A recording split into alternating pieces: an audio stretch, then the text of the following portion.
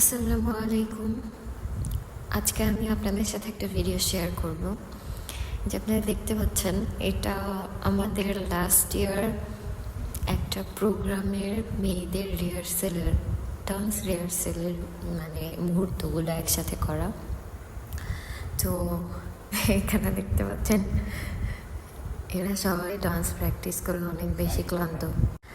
যাই হোক, তারপরে স্নেহা তো একটা ইমোশনাল গান শুনে ও ইমোশনাল হয়ে ওর এক্সের কথা মনে করে কেঁদে ফেলছে।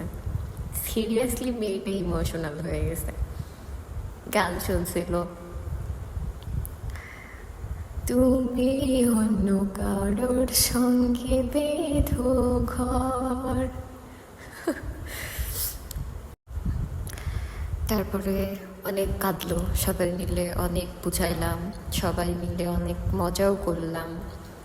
দেন আর কোনো ক্লিপ নেওয়া হয়নি আসলে ওর কান্নাকাটি থামাইতে যে।